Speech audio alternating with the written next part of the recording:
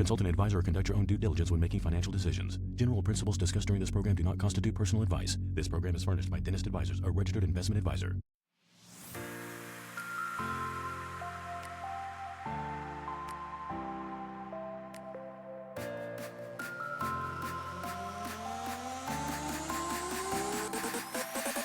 Welcome back to the Dentist Money Show, where we have dentists make smart financial decisions. I am Matt, and joined here with our beautiful and brilliant co-host today, Christine Ewan. And so excited to be joined by a multi-time guest, I think now. I don't know how many times you've been here, but Joshua Scott from Studio 88.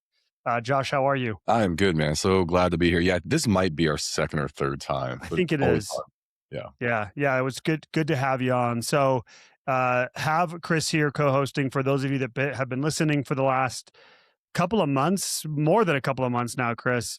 We wanted to bring you on specifically because if you don't know, now you know. I think it's a song maybe. Chris is our practice strategist at Dentist Advisors, has such incredible experience on the business side of dentistry, 30 years in the space. And she serves an incredible role here at Dentist Advisors now, and our clients, practice owning clients, around strategy around growing your practice, maximizing profitability. And so we wanted Chris here to be, I'm going to say, the main host. Chris, I'm just kind of here. I'm probably going to shut up after this and let you take it from here.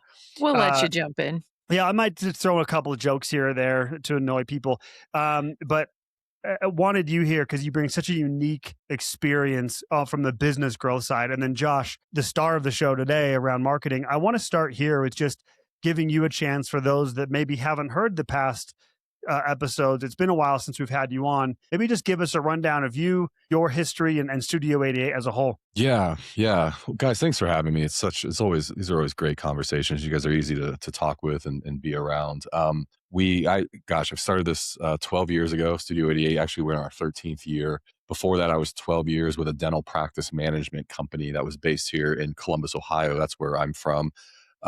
Like anybody outside clinical dentistry, you kind of end up falling into it at some point. And that's how I got into it. Was a family friend who's running this dental consulting business and was like, hey, you want to come and be our marketing director? And so went and did that, helped them grow a ton, and realized along the way, dentists had a serious need for marketing.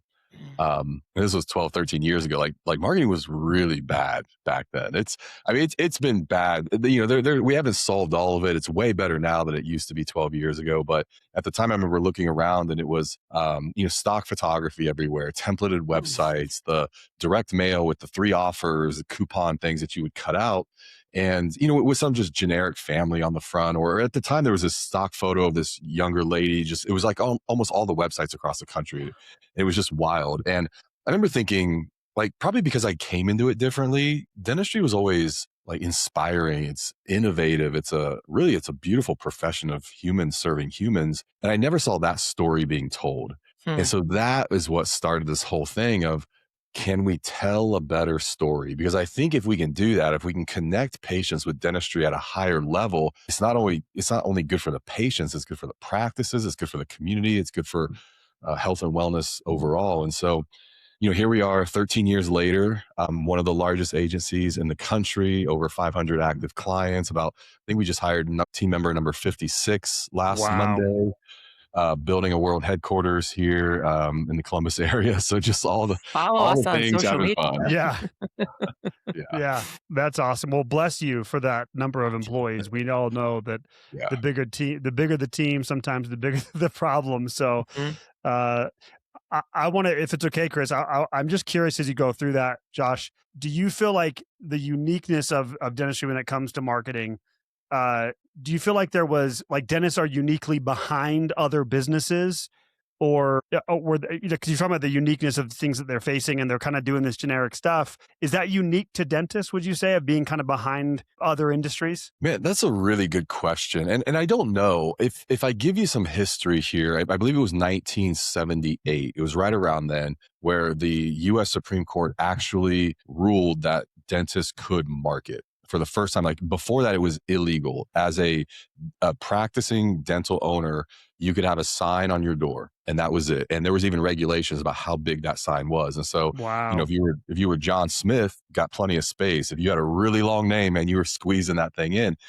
So the significance of that is even when the Supreme Court overturned that, there was such a stigma in dentistry around marketing. And you saw this then in the 80s and the 90s when you would be at a study club and somebody would almost like take a shot at somebody like, yeah, he's in the yellow pages. Like that's the kind of dentist With he the is. red type, not even just the black type. Like It's he's got a full red. page ad. Like he has to market because he can't get patients on his own. Interesting. And so that was a very real stigma and we know this with change in human behavior. It takes an entire generation to work that out of the system.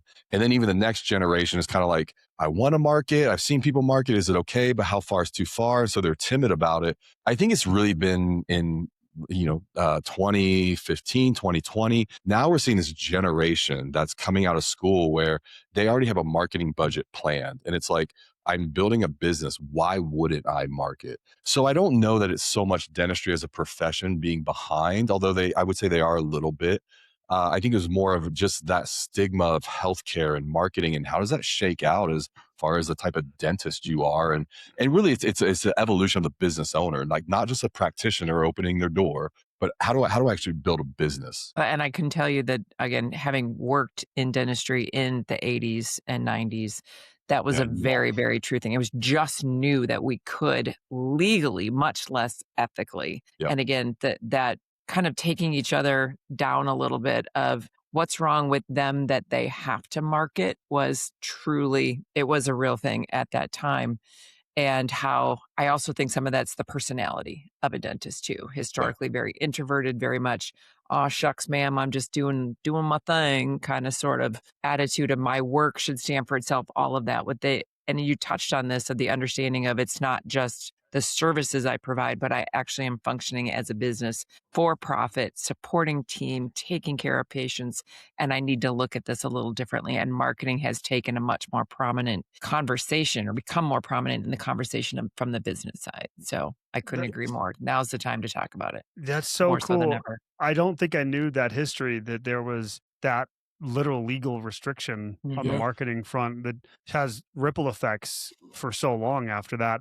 The other part of that, this is the angle I've always thought of, is like 20 years ago and beyond, even maybe 10, 15 years ago, dentists, depending on the area, didn't really have to market to be successful. That's completely changed. What are you seeing there, Josh, the uniqueness of what's happening over the last even decade and the need that's arisen around marketing? Yeah, and that's such a great point, because most practices, if you've got a great practice, I mean, you take care of patients, you've got a good patient experience, that word of mouth and that visibility in the community will grow. And oftentimes, you don't need more than that to grow a dental practice. Now, a lot of today's dental owner operators have different ambitions, and they want to employ associates. And before they even launch practice one, they're thinking about 2 and 3 and 10. Yeah. So that becomes a real need to not only expand the patient base, but also accelerate that. And so that's where marketing, comes into play. But I still think a great practice. And man, here's the other part. I think it's creative now in us, a very impatient need to grow a practice on a certain time frame, because we see it with colleagues and we see it on social media. So if you were to launch a practice as a startup, as a dentist in 3 to 5 years, for that thing to become $1 million and profitable, I still think that's with minimal marketing, like good branding, but minimal marketing. I still think that's realistic.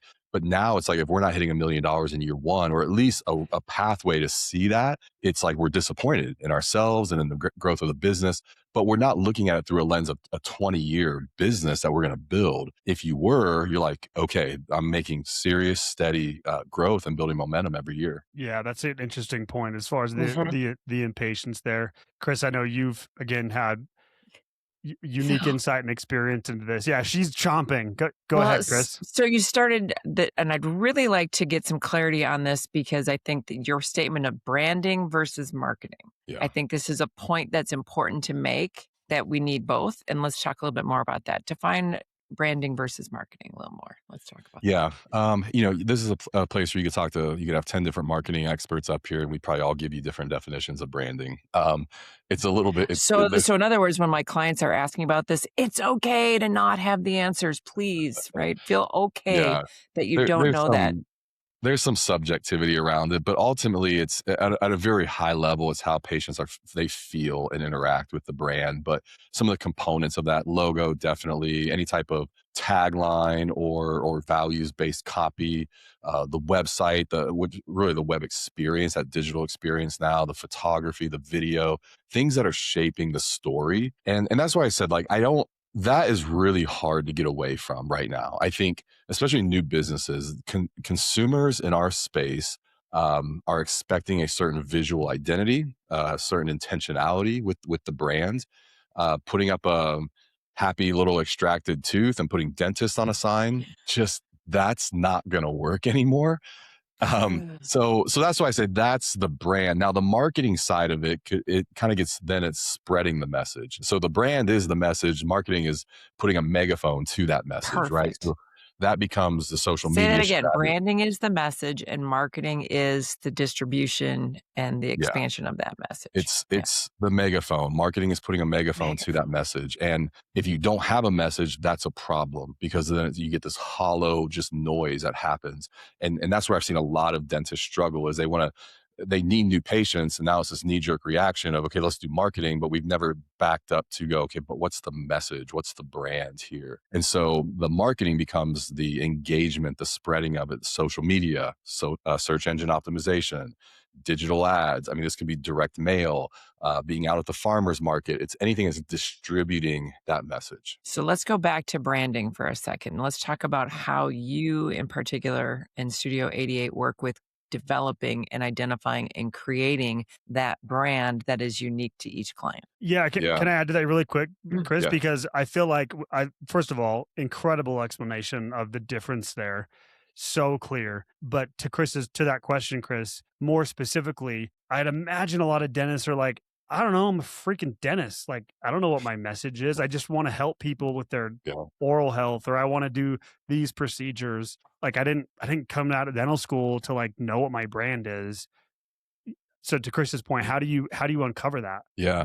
And this was something we had to figure out early on, because when I first built Studio 88, to be realistic, we built a creative agency the first 8 years of our existence. We doubled down on that because I felt like that was the space that nobody was in at the time. 12 years ago, everybody was trying to hack their way through SEO, and Google was doing all their algorithm updates and freaking everybody out and going back and and all that. Google ads were fairly new. It was enough, the return on it. I mean, you could get people clicking for $5, $2 to click, which was insane. And so people were it didn't matter the website. I mean, they would throw up a crazy landing page and just run a digital ad campaign. So we were hacking our way through a lot of stuff without going, what's the message? What's the brand? And I had this thesis of all things being equal. There's 5 dental practices in the community. The one with the better creative wins, because it's like somebody standing up and waving their arm and going, hey, choose me, choose me. And that's all patients want, man. When they're searching through Google and, you're going to right click 4 or 5 dental practices, pull up their websites, look through them. You're begging for somebody to just answer that question. Choose me, and here's why. And so the creative became a huge role in that. We doubled down on brands, our first website, I insisted they use a photographer and get custom photography. So we have never built a website with templates, with stock photography. Mhm. We've never built a website off of templates. I've never taken a WordPress template or from any other platform and recreated it. Everything we've done has been from the ground up to tell a story. And so we've really had to go, that was a long way to get to this answer. So here it is. We had to realize early on, you could have creatives come in, they're inspired, they have a good week, and we create this amazing website. The next week, it's like they create another website, they're not inspired, they're having something personally going on, and you're like, what is this? This is not nearly as good. So how do we get the inconsistencies out? How do we create professional work all the time? And that's the uniqueness of us. We've created a process, an onboarding process, homework, things, tools that help us pull the story out of it and then recreate that in a very predictable way. That's fantastic. Yeah, and that story branding, creating the story and then messaging that out to others. So, but I think that's also critical too, but it's also the very difficult part, I think, for Yeah. dentists is to Yeah. take that time, go inward, really think, really share, be vulnerable, be honest with the creative team to actually develop the branding and the messaging. And Yeah. And yeah. sometimes the story is because they'll go like, Josh, I saw what you did with so and so, and they have an amazing story. I'm not that person. And I'm like, Um, no, and you shouldn't be. But the story also, sometimes it's about the dentist and why they chose dentistry and why that community. Sometimes it's about the practice. Like, what are the values of this practice and what is the importance of it in the community? Sometimes it's about the team. Like, practices have this really long term team. We talk about the care and the community that they've created, the impact in this community. So the story can take on different angles. It's just you communicating like why we're here and why we should be important to you as a potential patient. that's fantastic. What's Yeah. the Simon Go ahead. Sinek Oh, quote? why? The Simon Sinek quote. Yeah, people don't care what you do; they care why you do it. Exactly. Yeah. So when you see a website, then a website that's packed with services for SEO standpoint, and it's the latest technology and CE courses and the root canals and all the things packed in there, it's like, that's the what. People know you're a dentist. They're actually assuming most of that.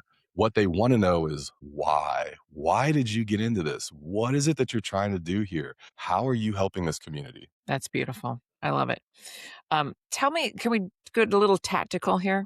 May Mhm. we switch from the wonderment of branding into the tactics of marketing? Yes. And let's start out with a real fun question. What are you getting asked from doctors? Like, what's working right now? What's hot? I mean, it's all AI right now, for sure. And it's funny because it's got a lot of marketing agencies.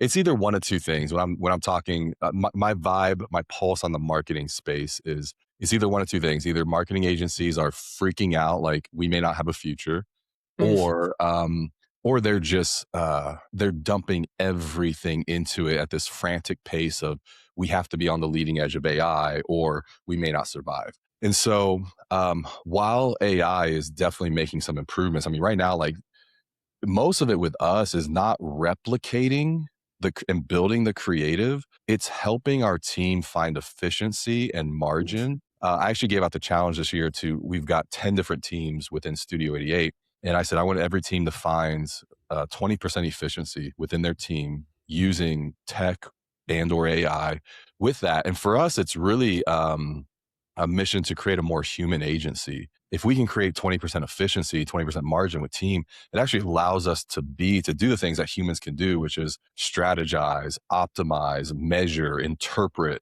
data, those types of things, think about projects creatively. But yeah, everything right now it's all like, and I think the public, I was going to watch how this is going to go down, but right now our clientele, they don't care. They actually want us to be using AI. They don't care. They're just like, you guys are using AI, right? Like you're staying in front of things, right? And we're like, yes, we are. And we're like, okay, good. That's what I needed to know. They don't thanks for even know what that. checking They in. don't even know what that means. They're just like, "Do you Nope. use it?" Yeah, they don't. I don't know what that means, but I hear you should be using it. Yep. Yeah. Yeah. Yeah. And thinking about tactics, I mean, again, you've heard I've been doing dental. I've had a dental career of 30 plus years that, I've seen everything work and I've seen everything fail. Direct mail doesn't work. Ads don't work. You know, newsprint doesn't work. Whatever it is, nothing has worked yet. Everything has worked. So can you talk a little bit about tactics in terms of, let's say you've got a marketing strategy. Are you using a variety of tactics? Tell me a little bit more about that. Which megaphone are you using and Yeah, how? we have built really strong tactics around digital ads, search engine optimization, and social media. And I would say most agencies, those are kind of like the best practices of growing a dental practice. Now, that being said, there's dozens of different tactics and channels you can use. Somebody starts doing stuff on TikTok and it's amazing. The problem, one of the fallacies that we have when it comes to dental marketing, and you're seeing this right now with AI, is every time something comes around where somebody gets some traction on it and it has some hype, everybody jumps on it. Like, you have to be doing this to grow a dental practice. Or you're You're gonna missing out fall on new apart. patients. Right. And so we saw this with TikTok a couple years ago. And to the point where a lot of dentists were pushing back, like, I don't want to dance on social media. Oh, if I had a nickel, that's not me. And I'm like, it Yeah. doesn't have to be you. Don't do the things other Don't people do are it. doing. Yeah. Don't do it. Can you grow a dental practice without using TikTok? Without Absolutely. dancing? Yeah. Okay, I want you to Yeah, say that I mean, again because there are a lot of doctors that have been like, just don't make me do the dance. Yeah. yeah, I mean, I know doctors that have grown a practice amazingly being in the community, right? Like Mhm. they're on the football stadium, they're in the basketball gym, they're at the farmers markets, they're supporting like they're just so integrated in the community. I have practices. I mean, 10 years ago, I put a challenge out through a podcast I was doing about just growing a practice purely on Facebook. Could you do Mm. that? And I had a couple clients take me up on that challenge and built multi-million dollar practices just on Facebook. So it's more about finding like what it is your lane. The awesome thing about dentistry right now is you don't have to have this like 8-point marketing strategy and it's ultra competitive to succeed. If you can take advantage of a couple channels and do them well and get dialed in on it, man, you can grow an amazing business. It's such good to hear. Again, this idea of authentic is a big word right now. And what I'm hearing is stay true to you, stay true to your goals, stay true to your values, and find there's a lot of different avenues to achieve the success via marketing. There is, but I will tell you the three big ones. Like number one, social media is not going anywhere. Dentistry was late and has been late on social media. I mean, even now I've got clients that are like, okay, we should have a social strategy. I'll I'm like, do an Insta. I know. I'm like, it's 2026, but what's tipping it this year where I think it's going to explode and be an even bigger factor is AI is now including it in search results. Before that, Google never indexed Instagram or Facebook. So now all of a sudden people are like, oh, AI is searching my social media. Okay, I need to have content there. So that's a big one. Search engine optimization will never go anywhere like forever. We forget that the yellow pages was really search engine optimization back in the day, and we would go through and have to find a dentist via search. And then it was Google, and now AI is changing that. But the way there's so much information in the world, the way people search, there will always be a platform for that. And then Google Ads, there's no better way. If you need new patients next month, there's no other trigger you can pull. Put $1,500 into Google, get 30 phone calls literally in the next 30 days, and convert 8 of them into new patients. So I'm Good messages. Go ahead, I'm Matt. curious, Josh, just on the tactics front, how much are from your standpoint, you highlighted these like foundational tactics, like you've got to be hitting this, that, or the other. How much what other factors do you consider when it comes to the uniqueness of the doctor? So for example, personality comes to mind of like when it comes to like social media or geographic region. Like another thing I'm thinking of is DSOs in certain areas you might have to change your tactic there. Like what other factors do you think about and adapt to when it comes to specific dentists and the factors that are in their life and business? yeah, I mean, it's a good question, man. I mean, ultimately, it's just trying to dial in something that feels authentic to them. And so one of the things we resist is going, like creating something sexy and clickable just to be sexy and clickable, right? And the dentist is like, but that's not me. Yeah. And so a lot of times, even when we go into a practice, we still have some where we go in and we're shooting photo and video, and man, it's the files, like the Oh, the hard copy. analog paper files, Paper, yeah. behind the waiting room. And you get in these situations where it's like we can, man, especially with AI, man, you could take a photo of that practice and make it look way different, right? And really enhance it. But how do we create authentic messaging around maybe a practice that needs an update, but and make it like present itself the best that it possibly can, but also not getting to the point where people walk in and they go, what is this? This Am I does in the not right look like office? the practice Yeah. online, Yeah. So I think it's just we do some competitive analysis and we try to figure out, okay, like what's the niche here? What are we missing? And yeah, if there's a lot of DSOs in the area, a lot of times, I mean, I was just on a practice site today, long-term client of ours, second generation father-son practice, but their tagline, which we had built for them, was a family tradition since 1976. And this is in an area with a lot of DSOs. So that immediately cuts through the noise because it's DSOs just by nature, they can't compete on that. They can't compete on 2 generations of dentists in a family business in a local community. So there's things like that where you go like, there's something there. Let's focus on that angle. I'm so glad you brought that up. And that's a great example because we get so many dentists who are nervous about and are told from DSOs, let's be honest, they're told that you can't compete at their level, which in some cases you can't, budget or whatever. But I love that's a great example of there's a uniqueness that a lot of these dentists can bring that DSOs can't compete with. And it sounds like you're saying it's just about shifting your mindset. Man, I've never, so my 25 years of dental marketing, I've never seen an instance where a private practice could not compete with a DSO in a community. I just have not good to seen hear. it at all. Now, if you no longer want to be a business owner and have that responsibility, I completely understand that decision. But for anybody that is thinking I have to sell because I can't compete with them, I do not think that that's true. I've never seen that. There's so much. It's such a big patient base in the world. There's so many patients. Well, there's so many humans. It's everybody. Plenty of Everybody's teeth. a patient, right? There's so much abundance that I think what DSOs do is with that fear and that scarcity mentality, they get us. It's a very narrow view that they create, and you don't see any way out of that. But the truth is, building an authentic patient experience, especially if you're a single doctor provider and you want to hit like 1.5 million with a 40% take home, I'm like, dude, you can do that all day in a community. Shout that from the Keep it rooftops. going. Shout that Mhm, from the rooftops. You can compete. I love that. Yep. And we Chris is didn't ready. even Chris ask is him ready to to say do. that. Chris is ready to do a TikTok dance Yeah. after that one. After that one, you could put me on TikTok Yeah. for that. Yeah. Well, and I think too, the idea of, there is room for everybody, and we don't say one or the other is better, except that we do feel that our private practicing dentists do have the chance. They can set themselves apart. They should highlight their uniqueness against anybody. And the honest truth is there's enough teeth in the world. There's enough patients in the world. And what I have found is that you're really competing against discretionary dollars, not necessarily the dentist down the street. So how do you create a message, a brand, and shout that to the world that makes them want to spend their discretionary dollars on themselves for the results you provide in the experience you create? So that's something Yeah. that I will stand on the hill and 100%. fight And for. it comes back to that brand and that story. I think what's my take on the DSO industry right now, we work with a couple for sure, kind of smaller to mid-size. The DSO space right now is so focused on acquisition, and it's just acquiring, and a group of 10 acquiring 2 practices here, a group of 25 acquiring a group of 10, a group of 100 acquiring a group of 50.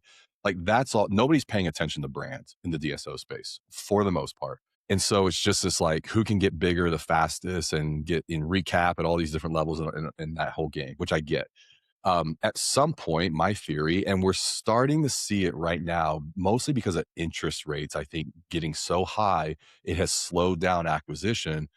DSOs are now really starting to look at same store growth and going, okay, how do we get organic growth? But at some point, all things being equal, you've got these big DSOs in the world. It's the same thing that's going to happen is what's our next competitive edge? And the first one that takes brands seriously and goes, okay, let's turn this into a big nationwide brand.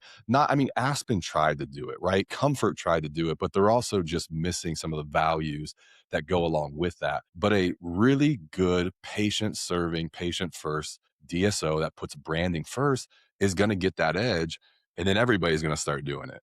So We don't want them to hear that. Yeah. DSOs turn this off. But yes, and again, that idea of creating, own your street, own your community, own your own environment first before we think about a second and multiple locations. But if I could throw one more thing in there, I don't know, you got me. I'm passionate about this subject, but like, here's the thing: if you're thinking about it as a private practice, a DSO is going to come in with a big ad spend, right? I see this all the time. Some SEO tactics. A lot of them are coming in with $10,000, $25,000 a month in a Google ad campaign. They're going to try to convert as much traffic as they can. We call that direct response. All it takes for somebody to beat somebody in that direct response space is just dollars. Sorry, they just outspend you, right? When you have brands that is equity in people's minds. They've seen you at the farmer's market. They've seen you at the games. They heard about the way you treated, Aunt Susie with this procedure. Like all that now it gets in people's minds. That is a space DSOs cannot compete on right now. Hmm. And so when they come into a community and you're like, oh my gosh, there's a Heartland coming in here or whatever it is, it's like, fine, you're going to see them blast everything to try to grow this practice, but good luck competing with you on brand if you've done a good job, because replacing that storyline in people's heads is really, really difficult. And it takes years to gain that momentum. And that's something that DSOs don't have the patience for or the time for, nor is it their strategy. That's the key point. That's not their strategy. Right. That's their weakness, is that they have a different strategy than you. And that, I love that you're bringing this up, Josh. You're bringing such good examples to temper some of those fears that are out there of that you just can't compete. Yeah, to your point, you can't compete with their money, but they can't compete with your unique brand. I love that you're highlighting that. Let's keep this going and take this a little more granular if we can, and get to a little more specifics. So you mentioned something earlier, your story of, put a Google ad out, get 30 calls, convert 8, and I'm good to go. Can we talk a little bit about what you would recommend in terms of, let's say, budgeting and planning? So tactics we leave to the experts as to how to do this. So tying in a little bit of the business and the expense against this. So looking at, let's start out with someone who's newly acquired or starting a company and go from there. Do you have recommended budgets in terms of what could and should be spent to grow? If I'm looking for 50 new patients because all I am is a startup kind of thing. Let's talk about that a little differently in the phases. Startups. I can give you some parameters on startups. I can give you some parameters on existing practices, and I can give you some parameters on elite practices that specialty. If I'm differentiation, let's do that. Startups. What I tell most startups is you can get a marketing budget of about 30,000, maybe it's 25 to 35,000 in that range, can get you really pretty far in year one. A lot of that's going to be the branding. It's going to be getting a website built, the logo built, name, just all the things, the stationery system, business cards, all the things set up, Google business profile, that type of stuff. You can build a really strong brand with that, get some momentum from the marketing. Those startups, predictably, our clientele go from about 0 to, I'd say, about 650 year one, 650,000 in collections, somewhere around there, year one, on that type of budget. A lot of organic growth, a lot of being part of the community. Yeah. We have So startups. focus on that a little bit more. When you say a part of the community, are you talking about like boots on the ground? I'm meeting people. I've got an A-frame that I'm walking around the community with, or a sandwich board, kind of thing. Talk a little bit more about that. Spinning the sign on the corner. Yeah, the spinner. Maybe what is...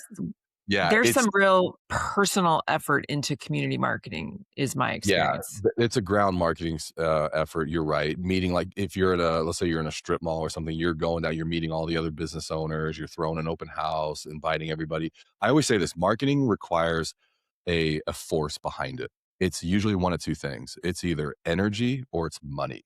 And so in the beginning, you may not have a lot of money, so you got to put energy into it. You guys got to get out and hustle, right? Hustle, exactly. Yes. As the practice becomes more successful, now you don't have time to get out there and hustle. So now you start putting money behind it to power that force. So that's a lot of it. It's just social media. Usually these guys, they're decent on social media. They do the networking in the community. They build a great brand, and they have a great first year launch. Practices, we deal with this all the time. Most startups right now, they want to go from 0 to 1 million. Those budgets usually look more like 60 to 80,000 in year one. And that's usually a big Google ad spend. We've taken one practice right now from 0 to 3 million in year one. Okay. We took another practice from 0 to 4 million in year one, $4,067,000 at the 365-day mark. I think he's following this guy close. Who's counting? Who cares? And then we have another one right now that's on track, just opened a couple months ago, and he messaged me. And he's like, "We're on track to do 3 million if this holds up." So wow. We also know how to do that. Those guys. Here, I'll throw out a number. It's going to freak you out. But the 0 to 4 million is spending about $110,000 a month in digital ads to get that growth. But I'm getting a 4-to-1 return on that. Not sad about that. Yeah. If I could give me $1 million a year and I'll give you a $4 million practice back, would you play that game? Yeah. Now, look, but I'm the first one to go. Most people that would kill them. That would be the Right. most unhappiest year of their life. There's Yeah. so much more involved in that, but he's built an amazing team and amazing infrastructure to support it. So 0 to 4 million creates all kinds of problems. Let's just leave Different set of headaches. Yeah. Yeah. Problems of abundance are still problems. Yeah. And so let's talk a little bit more about an established doctor. I'm I'm at my 1.5 million. I want to, but I also know I can't just rest. I want to grow maybe another 200,000-300,000 collections a year. What's that budget look like? Where's the focus? And this is where in dentistry, there's almost this rule of thumb when it comes to marketing, and you'll hear this number thrown out, but 3 to 5% of revenue. And Mhm. I tend to stick with that for a mature practice, meaning let's say you're doing $1 million, you ought to be investing 30 to 50 grand a year in marketing. But this is also where a lot of marketing dollars get invested in the beginning to get a practice up to this point. And then just over the years, the doctors begin to cut stuff and pull stuff back and, oh, we don't need to do that and this. And if we go back to my marketing is always a force behind it. It's momentum, and that force is pushing it. If you take away the entire force, what happens? It starts to slow down. And these are the practices we deal with all the time where they come to us and they're like, Josh, we grew in the beginning and there was so much energy, and now we're 18 years into this, and it just feels like our new patients are slowing down. We're just lacking momentum. And it's because they got to this point where marketing wasn't necessary. Marketing is a function of any business ever, anywhere in this country, just like sales, just like operations. And so I think the biggest mistake you can have is pull that back. Like we don't need it or it's not working, and then risk 3 years, 5 years, 8 years down the road, all of a sudden, now you're in a spot where there is no momentum. And that's really difficult. It'll take you 2 to 3 years to get back out of that and to build it back up. Well, I've also seen too, again, tying the business side of this back to again. And I was just speaking with another client of they certainly don't have a lot of new patients, but with the patients they do have, they're not doing a lot of dentistry on them. So there's this other idea of if I make the phone ring, which is marketing's job, right, to drive potential clients to the practice, but I'm not doing well with those phone calls, or so call conversion being measuring some success, but then also my annual patient value, how much dentistry are we doing? And then the whole retention side of things in terms of if I'm growing a business, I need to increase my patient base. I can't be stagnant on a patient base saying I've got 50 new patients, but 50 of them that same month are leaving. So can you touch a little bit more on how you recommend a client evaluate success, either return on investment or just tracking marketing success? Yeah, I think it depends on what you're looking at. On the marketing side, if we're looking at Google Ads, search engine optimization, social media, those types of things, there's awesome data attached to it, and we have to measure that stuff by data. So, for instance, if you're running Google Ads and you've got $1,500 you're investing per month, and we know that that's getting let's say 6 new patients from that's $250 a new patient. That's a great campaign. Google patients are usually they're around 300, 350 to get a Google patient. So we want to tie that correlation, right? We want that ROI. On the brand side, that's where it gets hard to track that. And this is where I get challenged by dentists or business owners where they're like, Josh, fine. Like you're telling me to spend, $4,000 on a photography session, but what's the ROI of that? And to which I respond, I don't know. What's the ROI of potential patients seeing an empathetic and caring team treating patients on your website? Like $4,000, I think it's 10x that, 20x that, 100x that. I think a $4,000 photo shoot is probably the single best marketing, least expensive, best return on your investment you can get because it's telling that story. Otherwise, patients have no context for how you're even treating patients. And so, can you measure that? Can you go, well, this many people came in through my website because of the photography? No, you can't. But it's the brand. I use this example of like Coca-Cola every year, one of the biggest marketing investors in our country. I think it's like $6 billion every year they're investing in marketing. They'll go run a Super Bowl commercial, right? This last year, I think they're 8 million, 7.5 million for 30 seconds. They buy 4 spots. So do the math on that. And they have that campaign with an agency it's a 6-figure campaign to produce that. So, I mean, they're in for millions of dollars. And my point is the executive team at Coke is not sitting watching the Super Bowl and looking at sales right then going, How many is it clicks? Yeah. working? They're not. That's literally not the point of those ads. Is the next day sales better be up or we're pulling Super Bowl ads. That is not how that functions. It is a higher level of what I would call elite marketing, of understanding how brand works, its role in it. It will actually increase the ROI and drive that investment up on the marketing side, but you can't put ROI metrics on photography, a website, video, a Super Bowl ad. I call it Jenga. It's like, so here you have this Yeah. tower and things seem to be going well. And but what is it? Is it my billboard? Is it my yellow page ad? Is it my ads? Is it my website? And pulling one of them might bring the whole thing down. So that the mix, right? The strategy is about a mix. The Yep. strategy includes branding, it includes messaging, it includes the megaphone, and messing with any of them, I think, is where that tower can come tumbling down. And I think that's also where, and then my last question I wanted to ask was like, what kind of mistakes are dentists making right now? Or what do you think is one of the biggest mistakes dentists make? For example, as a startup, we recently did a podcast where I said, I'd much rather you put money into marketing than into a toy or Yeah. technology, Yeah. because you still need the patients to be able to use the technology on. So I Yeah. think that's something where I have seen a mistake early on in a new doctor, particularly from a startup standpoint, is missing that. So any thoughts that you'd like to share about potential Yeah. mistakes that are The being two made? biggest ones I see is the first one is thinking marketing is magic or it's going to save the day. We deal with a client avatar where it's like magic pixie dust or the magic beans you throw in the ground and the next morning the beanstalk's there, right? And usually these practices have got to a point where they're struggling financially. New patients have slowed or just declined to the point where internally they're freaking out. I mean, this is like whether or not they're going to lose their whole business and I've got to do something. And it's kind of a last ditch tactic effort and not a strategy. That becomes very difficult. I tell people when you say when's like the best time to market, well, it's like when was the best time to plant a tree? The answer was 20 years ago. The next best answer is right now. And so when was the best time to market? It was probably All about 5 along. years ago. Yeah. Mhm. However, the next best time is now. So that's the first thing, is looking at it as a short term like rescue tactic.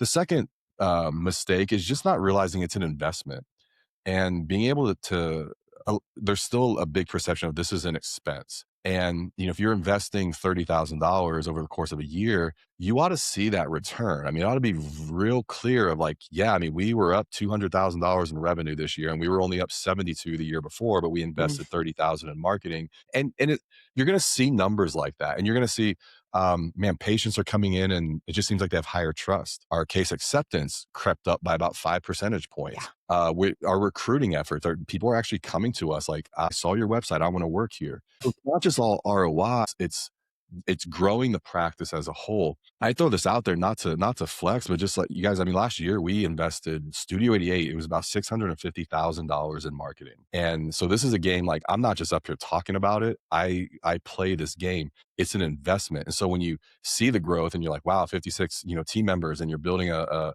building and gosh, Josh, I see you guys everywhere. I'm like, well, you should, because $650,000 should be That's getting the us a point. return on that. Mhm.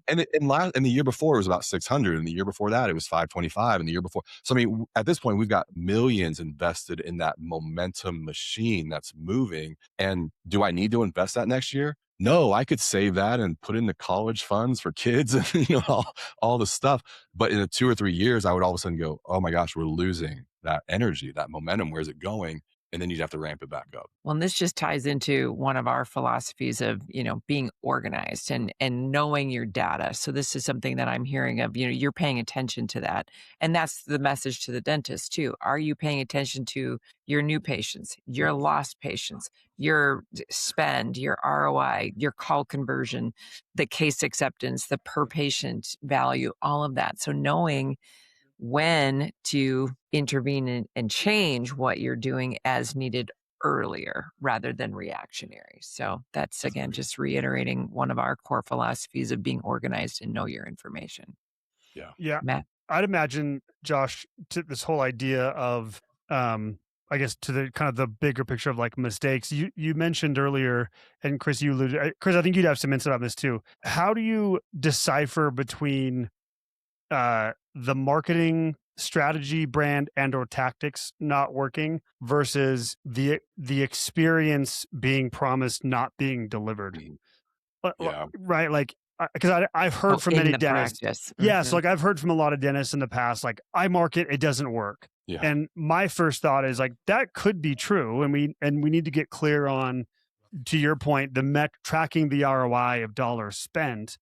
Yeah. But the other thought that I have on that is like, but like, could that also be you not delivering? How do you decipher that? And Chris, I'm sure you have insight on that too. Oh, I was just saying, pick me. Yeah. And that is understanding the data that I get from the marketing company, right? The idea of these are the ads, these are the costs, these are the clicks, these are the calls that come in. And then there's the marketing side, and the business side is, what are you doing with those leads? And then it's all that other tracking of call conversion, diagnostics. Are they converting the call? Are they scheduling the patient? Is the patient coming? I can pick 11 different points of diagnostic, treatment planning, case acceptance. Do they pay? Do they do the work? Do they come back for their hygiene visit? Do they come for their second hygiene visit? There's a really good question that has been thrown out there. When does the new patient experience end? Is it the first visit? When they get into hygiene, when they've finished all their work? So this idea of the delivery on the commitment of the message is measured, in my opinion, for at least a year. Yeah, Matt, it's a tricky question that we run into a lot, because it's typically like when it's not working, then we have to go into diagnostic mode and figure it out. And a really recent example, this was like 2 months ago, but a client was having trouble, and it got to the point where I was like, when it gets to the point where we potentially could lose a client, a lot of times I'll jump on those calls. I still do as owner.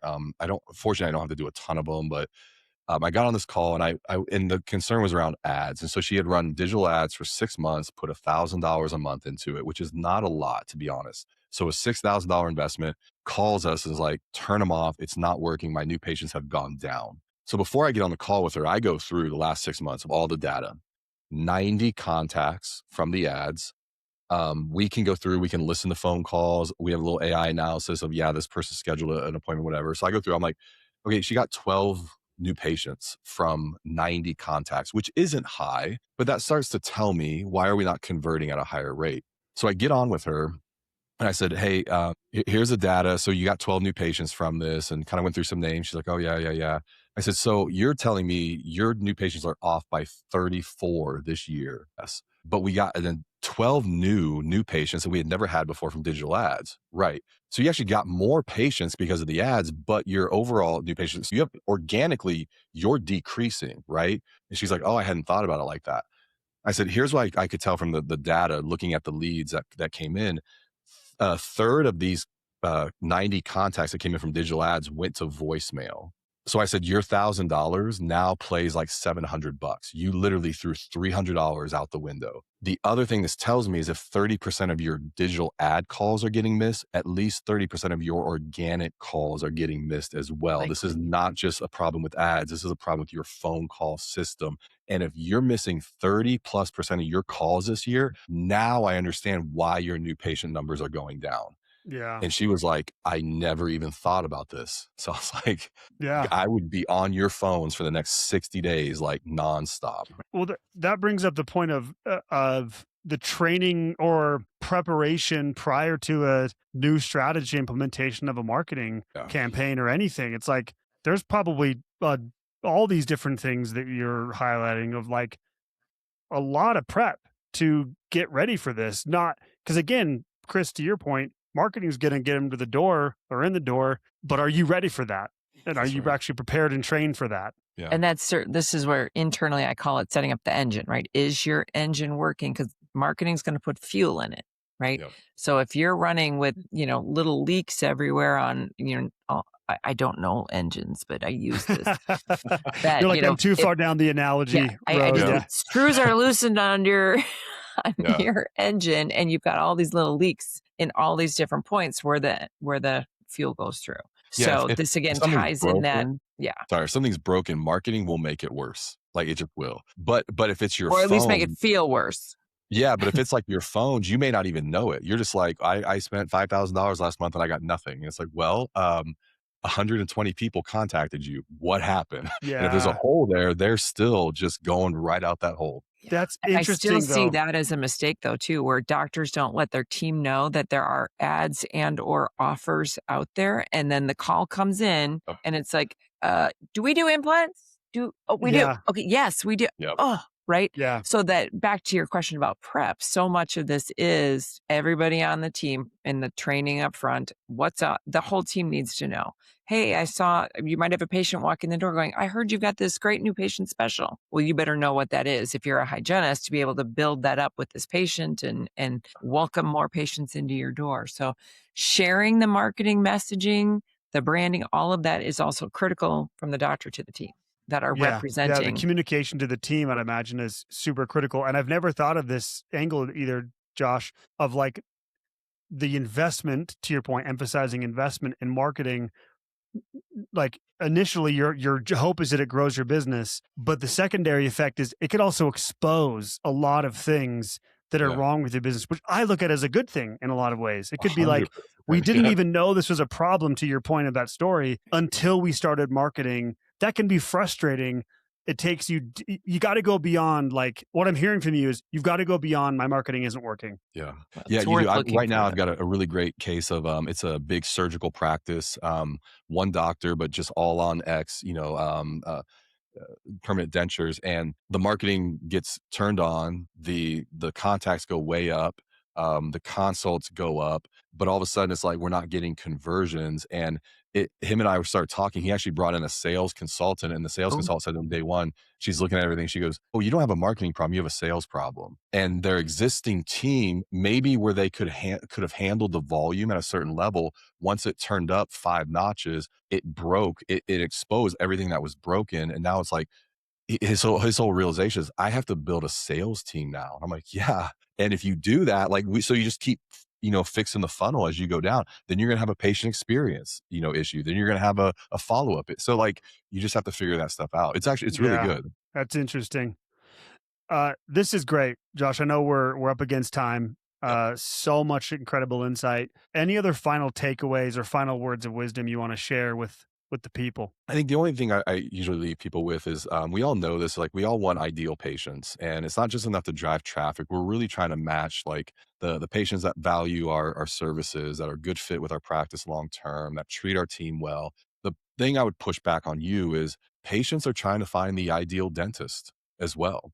It goes both ways. And so for you to say, I want ideal patients, but to never put your brand or your message out there, it doesn't work. They're never going to find you. You have patients that are like, I'm looking for an ideal dentist. They're begging somebody to raise their hand and say, hey, choose me. And so if you can put a very well branded digital experience out there, you can meet those patients and everybody lives happily ever after, I guess. I love that. Yeah. I love that. As every good story should end. Yeah. As every good As story we're should telling end. stories. Yeah, Yes. exactly. And they lived happily ever after. Yes, exactly. Josh, how do people find you? They're out there listening and they're loving what you're hearing or what they're hearing. How do they find you? Yeah, 2 ways. Go to Studio 88, our website, sae8.com, letter S, number 8, letter E, number 8.com. You can find out, just get a feel for what we do there, submit, to schedule an appointment. I'm also on Instagram at Joshua Scott. I'm still in my account, my DM. So if you hear this, just send me a message, say you heard the episode and give me a shout out. I'm there also to answer any questions. I'm so consultative in nature. There's never pressure to work with us. A lot of times I'm like, man, if I were you, here's what I would do, and let you run with it. What I just heard was an invite to slide into your DMs. So That's there right. you go. slide into my DM.